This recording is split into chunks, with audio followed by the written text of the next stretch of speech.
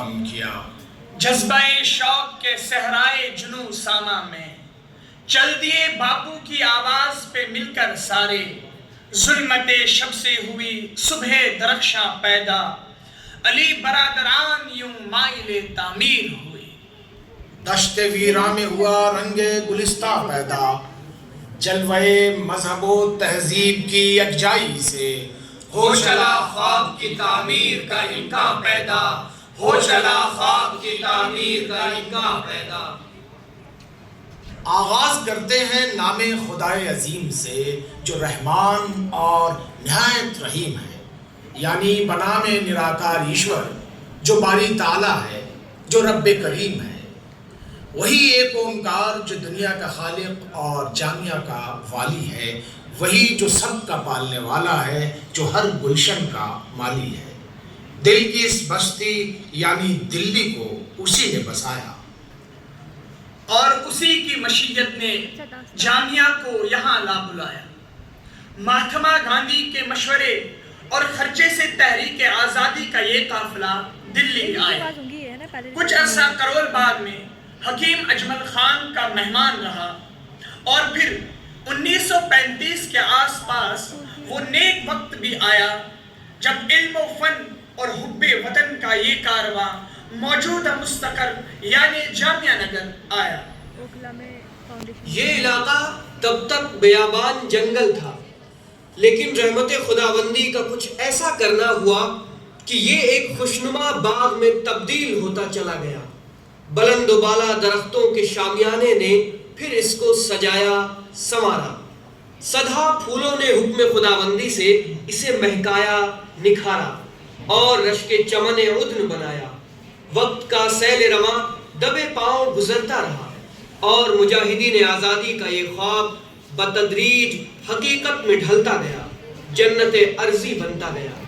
خواتین و حضرات، یہ قصہ ہے عزیزو اور نہ کوئی کہانی ہے، یہ سچی داستان ہے لوگو جو تمہیں سنانی ہے، یہ سچی داستان ہے لوگو جو تمہیں سنانی ہے۔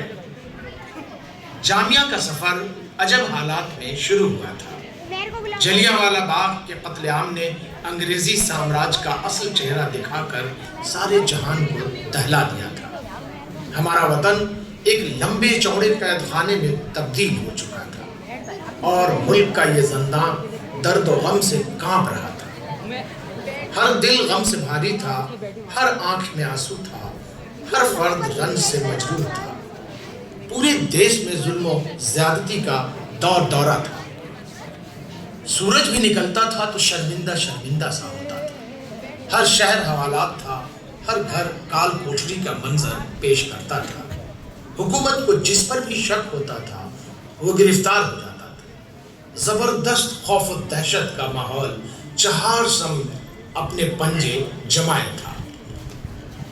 شاعر انقلاب جوش من آبادی کا اس دور کا کلام شاعری نہیں، اعلان جنگ تھا۔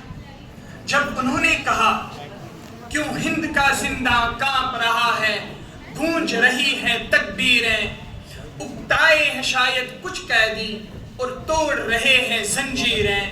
بھوکوں کی نظر میں بجلی ہے، توپوں کے دہانے ٹھنڈے ہیں، تقدیر کے لب کو جنبش ہے، دم توڑ رہی ہیں تدبیریں۔ سنبھلو کہ وہ زنداں گونج اٹھا، جھپٹو کہ وہ قیدی چھوٹ گئے، اٹھو کہ وہ بیٹھی دیواریں، دوڑو کہ وہ ٹوٹی زنجیریں، اٹھو کہ وہ بیٹھی دیواریں، دوڑو کہ وہ ٹوٹی زنجیریں۔ تمام زنجیریں توڑ کر ایسے حالات میں مہاتما گاندھی نے علی گڑھ مسلم یونیورسٹی کا دورہ کیا، اور یونین ہال کے جلسے میں علی برادران کا ہاتھ میں لے کر فرمایا، بس ہم انگریزوں کے ساتھ اب تعاون نہیں کریں گے۔ عدم تعاون تحریک کے تحت سرکاری نوکری والے نوکریاں چھوڑ دیں گے، عہدے والے اپنی اپنی کرسیاں چھوڑ دیں گے، اور طالب علم سارے یونیورسٹیاں چھوڑ دیں گے۔ وطن کی محبت کا یہ جذبہ جتنا رومانوی تھا اتنا ہی غیر عملی تھا، لیکن آشیاں پھونک کر پرواز پر نکلنے کا خیال سرفروں اور جیالوں کو بڑا شاعرانہ لگا۔ اور پورا یونین ہال جھوم اٹھا جب وطن پر مر مٹنے والوں سے کہا گیا، لہو گرے گا جہاں تیرے جا نثاروں کا، رکے گا جا کے وہیں قافلہ بہاروں کا، ہزار شوق و تمنا ہے خلوت دل میں، یہ سب چراغ جلائیں گے تیری محفل میں، متاع عشق و محبت ہے آرزو تیری، ہر آرزو سے عبارت ہے آرزو تیری، ابھی آیا ہے کئی سوز دل کی تاثیری، پگھل پگھل کے زمین پر گریں گی زنجیریں، پگھل پگھل کے زمین پر گریں گی زنجیریں۔ دوسرے دن یونیورسٹی میں ہر زبان پر یہی سوال تھا، یونیورسٹی چھوڑ دیں گے تو جائیں گے کہاں؟ ڈاکٹر ذاکر حسین اس دن جلسے میں موجود نہیں تھے، وہ بیمار تھے اور ڈاکٹر انصاری کو دکھانے دلی آئے ہوئے تھے۔ اس زمانے میں وہ نئے نئے استاد بنے تھے، پڑھ بھی رہے تھے، پڑھا بھی رہے تھے۔ رات کو دلی سے واپس آئے تو گوروں کے حمایتی کالے انگریز گاندھی جی اور علی برادران کا مذاق اڑا رہے تھے، ٹھٹھے لگ رہے تھے کہ گاندھی وادی خلافت والے یہ دیوانے یونیورسٹی چھوڑ کر کہاں جائیں گے؟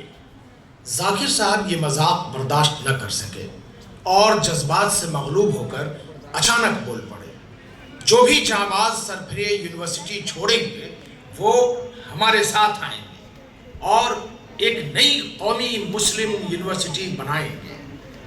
سب لوگ حیرت سے انہیں دیکھنے لگے، لیکن ذاکر حسین فیصلہ کر چکے تھے۔ ہفتے کے اندر اندر وہ گاندھی جی اور ڈاکٹر انصاری سے ملے۔ حکیم اجمل خان مہاتما گاندھی کے ہمنوا، ہم راز اور ہم قدم تھے۔ وہ مریضوں کے علاج کرتے کرتے ملک کے علاج کی کوشش میں لگ گئے تھے، جانتے تھے کہ وہ کبھی بھی قید کیے جا سکتے تھے، سو تیاری کے طور پر وہ پہلے سے ہی زمین پر سوتے تھے اور بے مزہ کھانا کھاتے تھے۔ وہ بھی نیشنل مسلم یونیورسٹی کے خیال سے خوش تھے۔ ان کوششوں میں علی برادران ہر قدم ان کے ساتھ تھے، اور پھر وہ سارے لوگ جو انگریزی سامراج کے خلاف تھے وہ سب نیشنل مسلم یونیورسٹی کے پرچم تلے آ گئے۔ ابتدا میں یہ بس 70-80 لوگ تھے۔ ایک قومی یونیورسٹی کے خواب دیکھنے کے جرم میں سارے طالب علم AMU ہاسٹل سے پولیس کے ذریعے باہر کیے گئے۔ علی برادران اور کئی قومی رہنما اولڈ بوائز لاج میں ٹھہرے تھے، لیکن وہ بھی نکالے گئے۔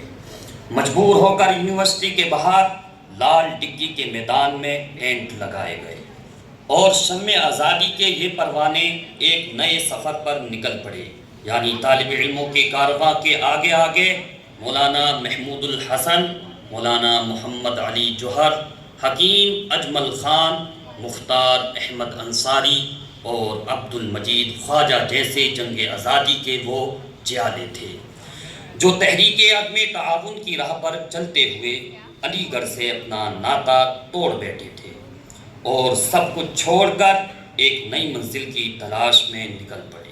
نیشنل مسلم یونیورسٹی کا اردو ترجمہ جامعہ ملیہ اسلامیہ کیا گیا، جو سب کو اتنا پسند آیا کہ بس یہی نام چل پڑا، دلوں دماغوں میں گھر کر گیا اور علمی و تعلیمی آزادی کا یہ ایک نعرہ بن گیا، ذہنی بلندی کا استعارہ بن گیا۔ خواتین و حضرات، یہ بہت چھوٹا، بہت کمزور سا قافلہ تھا، لیکن دل میں ان کے ایک جذبہ تھا، ایک جوش تھا، ولولہ تھا۔ ہر دل میں ایک ہی ارادہ تھا، ہر لب پر یہی ترانہ تھا۔ تعینات کے اونچے پہاڑ توڑیں گے، تعینات کے اونچے پہاڑ توڑیں گے، تغیرات کو مجبور کر کے چھوڑیں گے۔ ہم تیری خاک کو حسن آفریں بنائیں گے، میرے وطن تجھے خلد بری بنائیں گے۔ خزاں کو بار ملے گا نہ تیرے گلشن میں، ہم تیرے خار بھی رکھ لیں گے اپنے دامن میں۔ تیرے ملال پہ ہماری ہر ایک خوشی قرباں، تیری حیات پہ 100 بار زندگی قرباں، تیری حیات پہ 100 بار زندگی قرباں۔ خواتین و حضرات، ایک صدی کی روشن و تابناک تاریخ نے سب پر یہ واضح کر دیا ہے کہ हमारी ये दरसगाह इंसानियत के दिल की सदा है, हिंदुस्तानियत की दौलते बेबहा है, परचम कुशाए महरो वफा है, जामिया नक्काश रंगोबू है, हुस्न तमद्दुन की आबरू है, जलवा गहे शौक़ो जुस्तजू है। जामिया सुबह बेदारी शऊर है, एक कारवाने नूर है, इश्क़े वतन का ज़हूर है, मोहब्बत की रोशनी है जामिया, खयाबाने ज़िंदगी है जामिया, चरागे दैर है जामिया, शमे हरम है जामिया, सरमस्तिए नशाते गम है जामिया, सरमस्तिए नशाते गम है जामिया। लेकिन जब इस इदारे की शुरुआत हुई तो अंग्रेज़ों के हिमायतियों को ये बात समझ में नहीं आती थी कि क्या जामिया हुकूमत की मर्जी के बगैर, सरकार के माली ताउन के बगैर चंद महीने भी चल पाएगी। काले देसी अंग्रेज़